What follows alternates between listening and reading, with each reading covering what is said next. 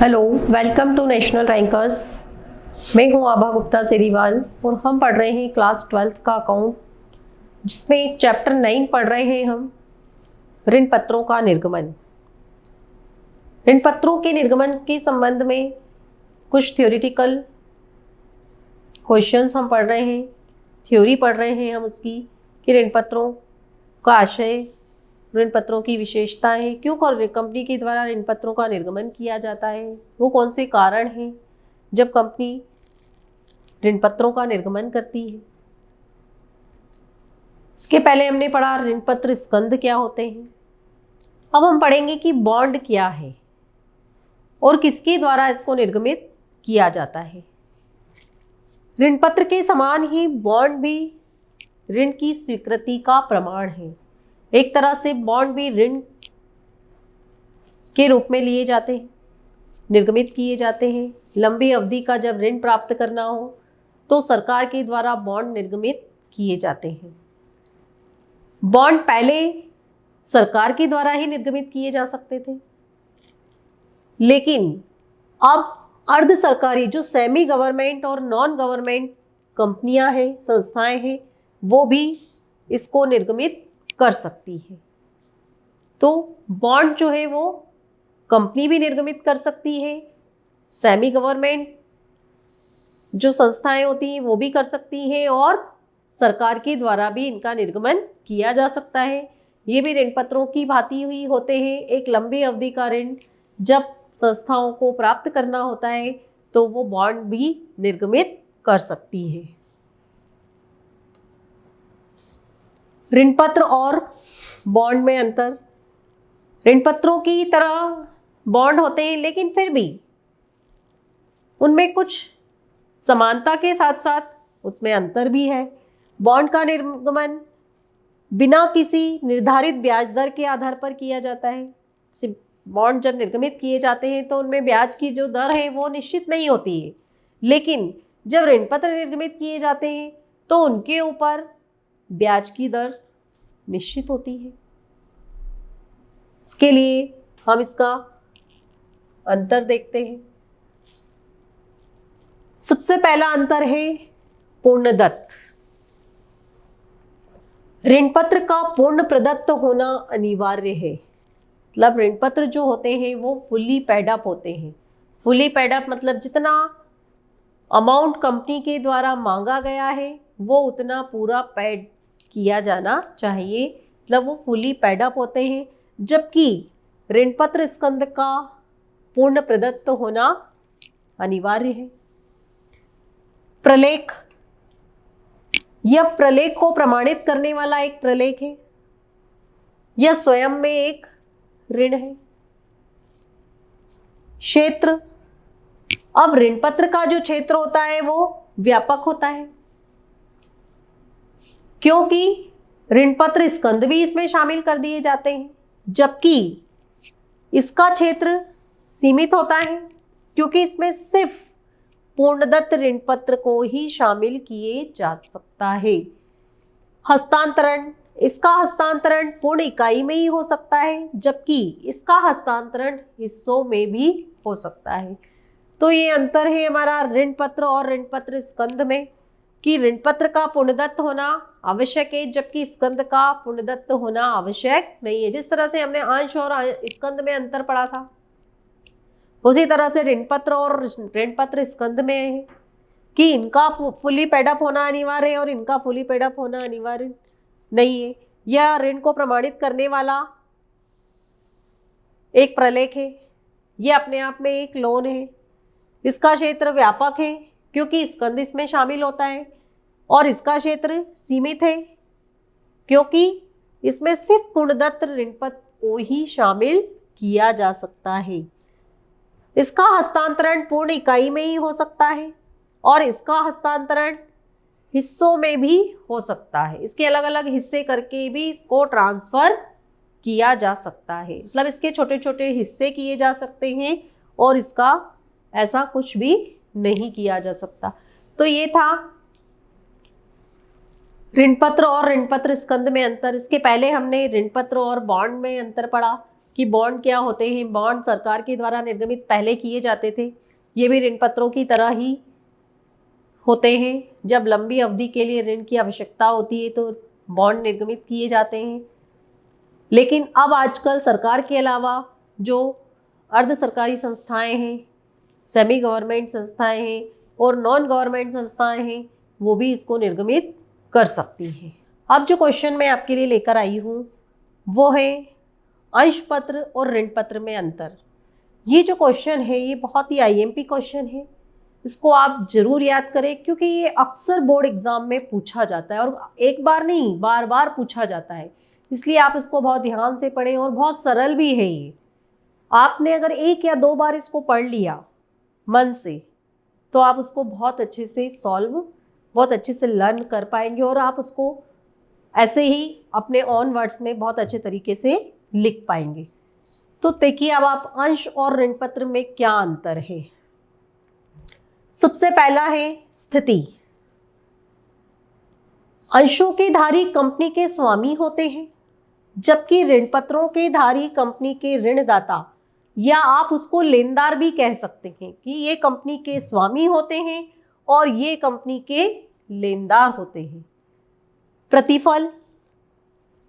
अब जब कंपनी अंश निर्गमित करती है तो अंशों पर कंपनी के द्वारा लाभांश दिया जाता है प्रतिफल के रूप में, जबकि ऋण पत्रों पे प्रतिफल ब्याज के रूप में प्राप्त होता है। ये ऋण पत्रों पर ब्याज मिलता है और इनके ऊपर लाभांश मिलता है। इसके बाद जोखिम। अंशों में अधिक लाभ और अधिक जोखिम होता है, मतलब अंशों में जोखिम अधिक होता है, जबकि ऋण पत्रों में निश्चित लाभ होता है और न्यूनतम जोखिम होती है। एक निश्चित प्रतिशत से उनको ब्याज दिया जाता है और जोखिम कम होती है। क्यों होती है? क्योंकि ये कंपनी की संपत्ति पर प्रभार रखते हैं। कंपनी समापन की दशा में सबसे पहले कंपनी पूंजी इन्हीं को वापस करती है। इसके बाद प्रबंध में भागीदारी। अंशों में स्वामी प्रबंध में भागीदारी करते हैं।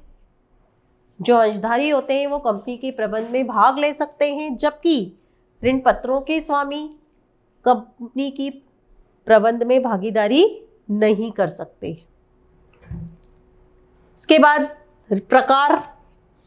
अंश 2 प्रकार के होते हैं, समता अंश और पूर्वाधिकार अंश, जबकि ऋण पत्रों के कई प्रकार होते हैं। अगला अंतर है राशि की वापसी। अब अंशों को जब राशि वापस करना होती है तो उसके लिए कंपनी का समापन होना जरूरी है, अर्थात कंपनी के समापन की दशा में ही इनको इनकी पूंजी वापस की जाती है, जबकि ऋण पत्रों के साथ ऐसा नहीं होता है। ऋण पत्रधारियों को निश्चित अवधि के बाद राशि वापस कर दी जाती है। पूंजी का प्रकार। अंश कंपनी की स्वामित्व पूंजी का हिस्सा होते हैं, मतलब वो एक तरह से कंपनी के स्वामी होते हैं, तो स्वामित्व को प्रतिनिधित्व करते हैं, जबकि ऋण पत्रधारी कंपनी के लेनदार होते हैं, इसलिए वो उधार पूंजी का हिस्सा होते हैं। जब्ती। अगर कोई अंशधारी कंपनी द्वारा मांगी गई राशि का भुगतान नहीं करता है तो कंपनी क्या कर सकती है? उसके अंशों को हरण कर सकती है, लेकिन ऋण पत्रों को कंपनी के द्वारा हरण नहीं किया जा सकता, उसमें ऐसा नहीं होता है। तो ये अंतर था अंश और ऋण पत्रों का, जो हमने अभी पढ़ा कि अंश पूंजी कंपनी के स्वामित्व का प्रतीक होते हैं, जबकि ऋण पत्रधारी कंपनी के उधार पूंजी होते हैं, वो लेनदारी का प्रतीक होते हैं। अंशधारियों को लाभांश दिया जाता है, ऋण पत्रधारियों को ब्याज दिया जाता है। अंश 2 प्रकार के होते हैं, जबकि ऋण पत्र कई प्रकार के होते हैं। तो ये अंतर था अंश और ऋण पत्र में। अब हम इसके बाद पढ़ेंगे अंशधारी और ऋण पत्रधारी में क्या। ये भी क्वेश्चन कई बार बोर्ड एग्जाम में पूछा गया है। जिस तरह से जो कंपनी के अंश खरीदता है वो अंशधारी होता है, उसी तरह से जो कंपनी के ऋण पत्र खरीदता है वो कंपनी का ऋण पत्रधारी कहलाता है। अंशधारी शेयर होल्डर, ऋण पत्रधारी डिबेंचर होल्डर। इनमें देखिए क्या अंतर है। सबसे पहला अंतर ये है स्वामित्व। तो जो अंशधारी होते हैं वो कंपनी के स्वामी होते हैं, जबकि ऋण पत्रधारी कंपनी के ऋणदाता होते हैं। अंशधारी कंपनी के स्वामी होते हैं और ये कंपनी के ऋणदाता, आप चाहें तो उसको लेनदार भी बोल सकते हैं कि ऋण पत्रधारी कंपनी के लेनदार होते हैं। प्रतिफल, अंशधारियों को कंपनी से लाभांश की प्राप्ति होती है और ऋण पत्रधारियों को कंपनी से ब्याज की प्राप्ति होती है। सदस्य, अंशधारी कंपनी के सदस्य हो सकते हैं, जबकि ऋण पत्रधारी कंपनी के सदस्य नहीं हो सकते हैं। मतदान, अंशधारियों को प्रबंध में मतदान देने का अधिकार होता है। कंपनी के जो भी सभा होती है उसमें उनको वोट देने का अधिकार होता है, लेकिन ऋण पत्रधारियों को मत देने का अधिकार नहीं होता है। इसके बाद है राशि की वापसी। अंशधारियों को अंशों की राशि की वापसी कंपनी के जीवन काल में प्राप्त नहीं होती। कंपनी के जीवन काल में प्राप्त नहीं होती, अर्थात जब कंपनी का समापन होता है तभी अंशधारियों को उनकी पूंजी वापस की जाती है, जबकि ऋण पत्रधारियों को ऋण की राशि अनुबंध की अवधि पर प्राप्त हो जाती है। अर्थात एक निश्चित समय के बाद ऋण पत्रधारियों को उनकी राशि का पुनर्भुगतान कंपनी के द्वारा किया जा सकता है और कर भी दिया जाता है। जैसे 5 साल बाद, 10 साल बाद, जो भी शर्तें होती हैं वो कंपनी के द्वारा जब प्रविवरण जारी किया जाता है ऋण पत्रों के निर्गमन के संबंध में, उसमें सारी चीजें कंपनी के द्वारा स्पष्ट कर दी जाती हैं। इसके बाद देखिए हानि की स्थिति। अगर कंपनी को हानि होती है, किसी वर्ष कंपनी को लाभ ना होकर हानि हो जाती है, तो ऐसी दशा में अंशधारियों को लाभांश नहीं दिया जाता, लेकिन ऋण पत्रधारियों के संबंध में ऐसा नहीं है। हानि होने पर भी इनको इनके ब्याज का भुगतान अवश्य किया जाता है।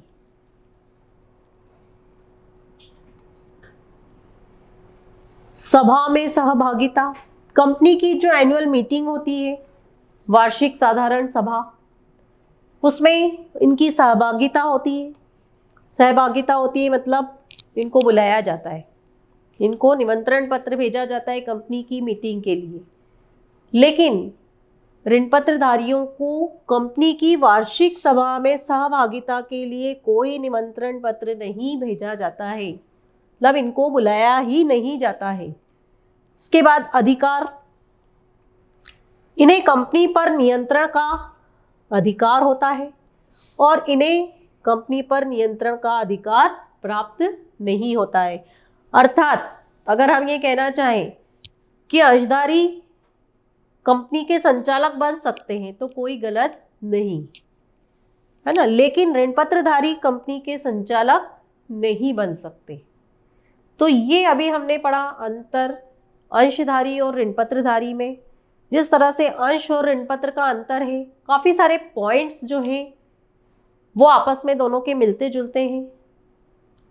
तो अगर आप एक अंतर को अच्छे से याद कर लेते हैं तो दूसरा वाला जो अंतर है आपका सिर्फ 1 या 2 पॉइंट अलग है, वो आपको आसानी से याद हो जाएगा। हमें 5-5 पॉइंट याद करना है दोनों में, क्योंकि बोर्ड एग्जाम में जो क्वेश्चन आता है वो 5 नंबर से ज़्यादा का नहीं आता है। तो 5 पॉइंट हमें इनफ है, सफिशिएंट है याद करने के लिए। 5 पॉइंट आप इसके भी याद करें और उसके भी। ये जो क्वेश्चन है दोनों मैंने अभी जो आपको बताए हैं, ये जो थ्योरी अभी मैंने करवाई ये बहुत आईएमपी है बोर्ड एग्ज़ाम के हिसाब से, जो अक्सर आती है एग्ज़ाम में। Thank you.